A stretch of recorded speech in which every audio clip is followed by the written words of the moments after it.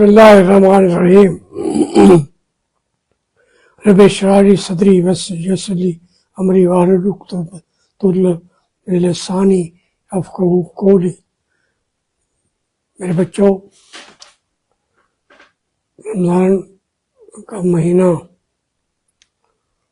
अपनी मंज़िल की तरफ चल पड़ा है। ये मुक़द्दस माह मुबारक हमें इबादत का दर्स देता है और रोज़ा जो है वो हमें सब्र सिखाता है और भूख की अहमियत भी बढ़ाता है कि जिन घरों में खाना नहीं पकता, जो मुसाफिर हैं, उसका एहसास दिलाता है। और ये आजिज़ी का महीना भी है जिसमें मुसलमान शब व रोज़ 30 दिन तक तरावी में गुजारते हैं और दिन कुरान हकीम की तिलावत करते हैं। एक पहलू ये भी है कि हमें इस महीने में भी जो मज़लूम मुसलमान हैं, फ़लस्तीन के, कश्मीर के, बर्मा के, वो ज़ुल्म सह रहे हैं। और फ़लस्तीनी तो अपने गिरे हुए घरों पे बैठ के रोज़े रखते भी हैं और इफ्तार भी करते हैं। तो ये बहुत सारी जो हमारे अंदर कमियां हैं, कजियां हैं, उसकी तरफ हमारी तवज्जो दिलाता है। और फिर आखिर में ईद है जो अल्लाह ताला की तरफ से तोहफा है मुसलमानों के लिए। एक पूरा कोर्स है एक महीने का। दूसरी तरफ हमारे मुल्क के अंदर मैं जानता हूँ ये जो पार्टी बरसर इक़्तिदार है, उनके वोट नहीं थे, वो खुद भी मानते हैं। आप सिर्फ मियां नवाज शरीफ का केस गैर जानबदार जुडिशल काउंसिल से सामने रख देंगे तो मियां साहब भाग जाएंगे। अब देखिए कितने अफसोस की बात है, जिस लीडर को हमने खड़ा किया, जेलों में गए, वो अपनी पार्टी کو خود دفن کر چکے ہیں. اب ان کو ایک مصنوعی تنفس کے ساتھ زندہ رکھا گیا ہے. وہی مریم نواز ہیں، وہی شہباز شریف ہیں، وہی حمزہ شریف ہیں. اب تو سنا ہے کہ اگلی نسل کے اندر بھی اختلاف رائے ہے. وہ کہتے ہیں ہم داد کے ہمارا حق ہے، وہ کہتے ہیں میرے بیٹے کا حق ہے. اور یہ عجیب بات ہے کہ اس ملک میں جب لاہور شہر سے کبھی لیڈرشپ جنم ہی نہیں لیا تھا، وہاں مصنوعی ذرائع کے ساتھ لیڈرشپ بنائی گئی، کھڑی کی گئی، بار بار ان کو مواقع فراہم کیے گئے. اور اب جب وہ ختم ہو چکی ہے اس کی پارٹی کے اندر، وہاں ایک مصنوعی طریقے سے زندگی پیدا کی جا رہی ہے. اب یہ باتیں کرتے ہیں. میں شہباز شریف صاحب کو جانتا ہوں، وہ کبھی اپنی پارٹی سے ہاتھ ملا کے راضی نہیں ہے.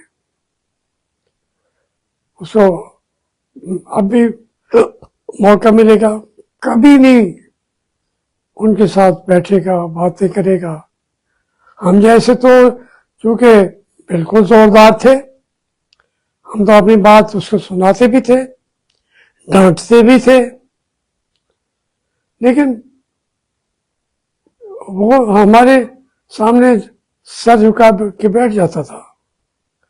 لیکن پارٹی کے ورکروں سے پوچھ رہے، ایم این اے سے پوچھ رہے، کابینہ سے پوچھ رہے، کبھی اس نے نہیں مانا کہ کوئی مسلم لیگ نون بھی ہے. اب وہ مالک ہے. اسی طریقے سے اگر ملک چلتے ہیں، ترقی کرتے ہیں تو کر جائیں گے. میں ہمیشہ کہتا ہوں کہ پاکستان یہاں ترقی کے لیے راستے کھلے ہیں. پاکستان کے اندر کیا نہیں ہے؟ دنیا کی تمام نعمتیں اللہ نے دی ہیں. خوبصورت ملک ہے. اور 16-17 کلومیٹر ساحل سمندر ہے، پہاڑ ہے، برف ہے. اور پھر جو اس ملک کے اندر چیزیں رکھتی ہیں، دنیا اسی کی تلاش میں پاگل ہو رہی ہے. ہمارے سامنے وہ خزانے باہر نکل کے آ جاتے ہیں. وہ تیل ہو، پروسیس آئل ہو، وہ گندک کے آپ کے پاس ذخائر ہوں، وہ سونا ہو، وہ چاندی ہو، وہ تانبا ہو، کوئلہ کا ذخائر بھی سال ہر سال کے لیے پاکستان کی ضروریات پورا کرنے کے علاوہ उससे ज़र मुबादला भी कमाया जा सकता है। सारी चीज़ें ऐसी हैं, ये सिर्फ रिकोटेक की बात नहीं है। फिर अल्लाह ताला ने दिमाग दिया है, एटमी कुव्वत है, फौजियों ने नहीं बनाया हमें एटमी कुव्वत। तो डॉक्टर अब्दुल कदीर था, इस मुल्क का भी मोहसिन था।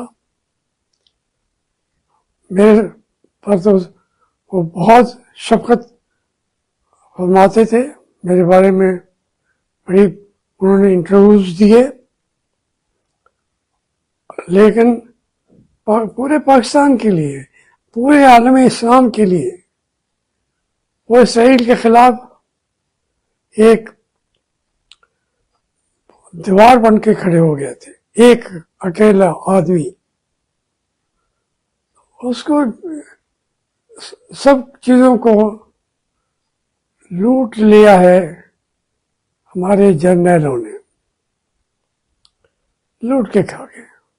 एक दिन ऐसा नहीं है, रमज़ान हो या कोई और महीना हो, लूट रहे हैं। अब वो बैठ के बातें करता है, जो ये है Asim Munir, general, lieutenant general, Bahawalpur में बैठ के जो तकरीर की है, कोई सिर पैर भी नहीं है, कोई उसका पता भी नहीं है। अब उसके बयानों को वाकई लोग मजाक समझते हैं,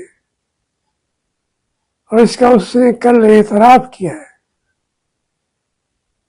कि हमारी बातों पर लोग यकीन नहीं करते। क्या करें, तुम तो सिर्फ किसी और की जंग मुसल्लत करना चाहते हो, और उस पर वो जो ट्रंप बैठा हुआ है, वो तो डंडा लेके बैठा हुआ है, इनको डंडे पड़ रहे हैं। वो फौज जिसके साथ अपने अवाम ना हो, उसकी दुर्गत सारी दुनिया उड़ाती है। इंडिया तो उसकी कोई जितना बड़ा मुल्क भी हो, उसकी कोई हैसियत नहीं है। वो तो आपके पांव पे गिरने वाला है। उसका जो पूरी मईशत की बेस है, वो पाकिस्तान के रास्ते हैं, वो तो गिर पड़ेगा। हमारी फौज की जरूरत नहीं है, मगर हमारी फौज तो हमें उनके कदमों पे गिराना चाहती है। कोई हद होती है। क्रिकेट है, गेम है, उसके अंदर हमारा सर ऐसे ही झुका देते हैं। सच्ची बात है, मैं तो स्पोर्ट्स मिनिस्टर था 79 में। उस वक्त जो शायद इमरान खान खेल रहा था क्रिकेट,